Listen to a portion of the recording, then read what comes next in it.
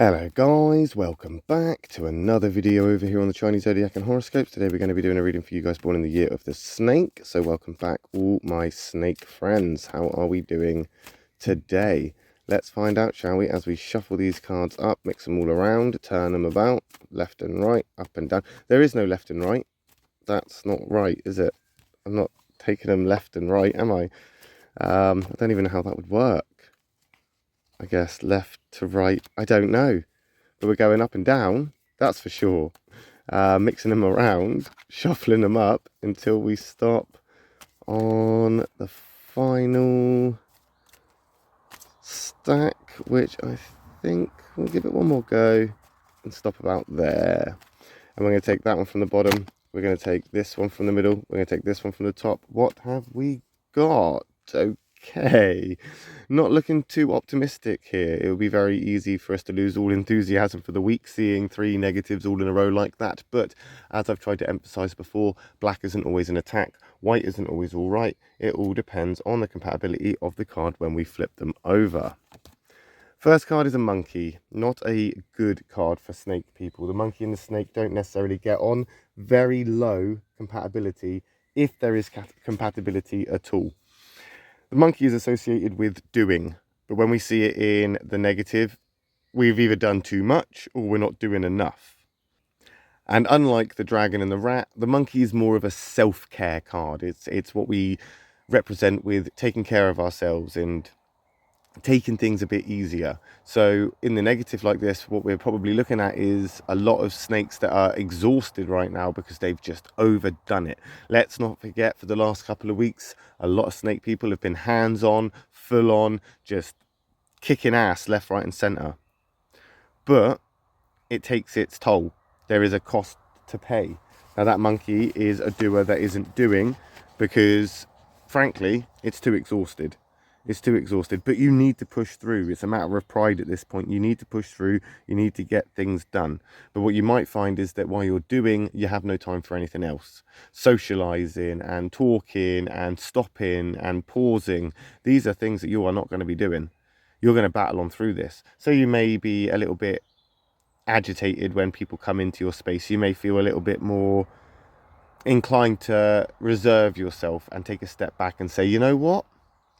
I just need to get this stuff done, so I'm going to miss out on going to dinner tonight, or I'm going to miss on the coffee at lunch tomorrow, or, you know, I'm going to miss out on that just this once because I got some stuff to do. So you might be taking a back seat from a lot of different things because what you're doing right now is a priority. What that monkey is saying is, don't neglect yourself. Don't neglect yourself here. Don't prioritize over everything else and ignore your own signs. It'll be easy for you to turn your back on it and say, oh, I'll deal with it later. I'll deal with it. I'll get this done first. But if you run yourself into the ground, you're going to start making yourself sick. There's that horse. Not a good card for a snake. We're building up to something, aren't we? Another card not going anywhere. That black monkey is a doer that doesn't want to do. That horse is a card that we represent with moving forward. But it's in the black. So it's not moving either, which means we're not going anywhere. The horse and the snake, not a great compatibility. Probably better than the snake and the monkey, but still they're on par when it comes to that. I think there is no real spark between monkeys and snakes or horses and snakes. There's reasons for this. It's part of the personalities, but seeing them in the negative like this in an incompatible way would say that you have done too much. And that's not in a negative way where you've overdone it, like overwatering a plant. But you could get to that point where you've overwatered the plant. You've already put on 2 coats of paint. You're contemplating putting on a third. Why? Why? Just calm down. It's admirable. You going in as full pelt as you've been going in. You getting stuff done that you need to get done. You being that person that, you know, has achieved so much. That's great. Yes. And you can pat yourself on the back for that. But you are now running out of steam. You are now running out of oomph. And without oomph, you'll be going nowhere. And that's what's happening here. We don't know, obviously, what's going to happen next through this. It's not necessarily chaos and carnage at this point. It's just exhaustion. It's frustration. It's running out of patience.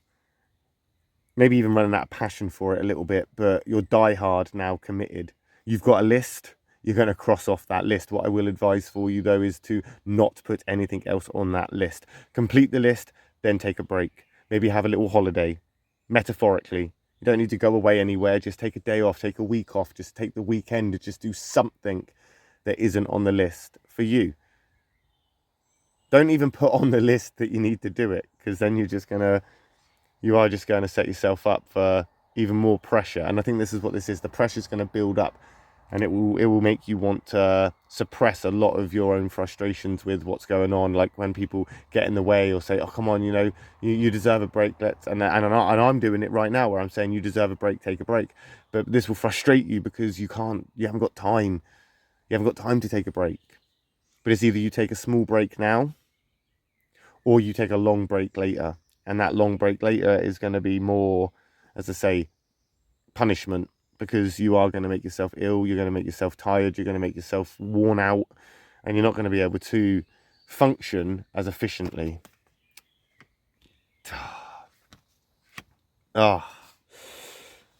There's a conflict here between the snake and the pig, your direct conflict.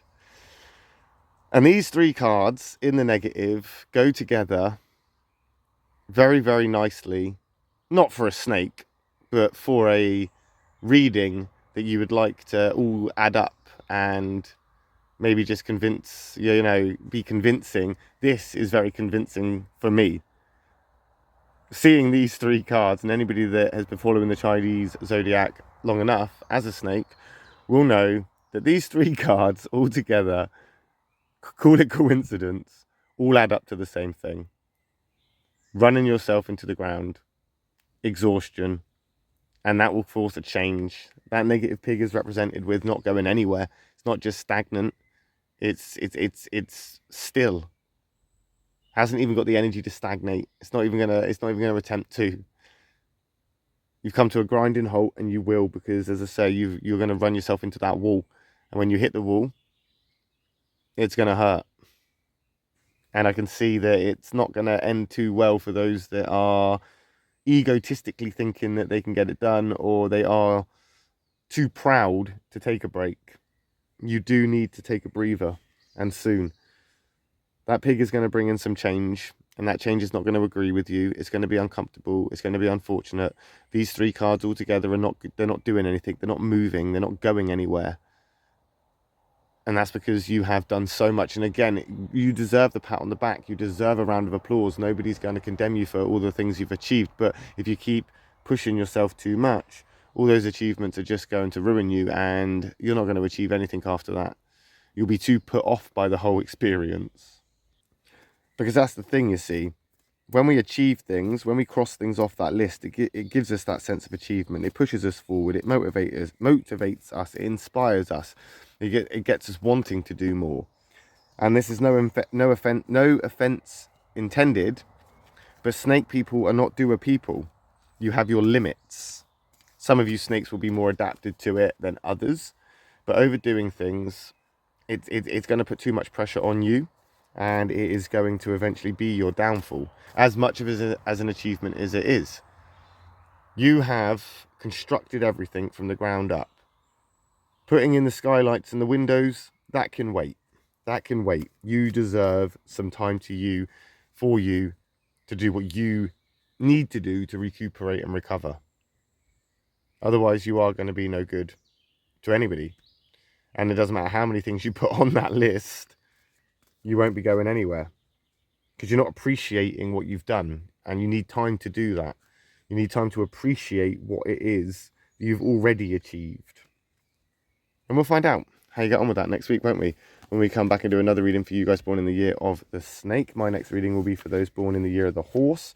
So if you're interested in what those guys are up to, then I will see you over there next. If not, no worries. I'll just catch you in a video next time when we come back and do another one for you guys born in the year of the snake. Thanks for watching. Love and peace.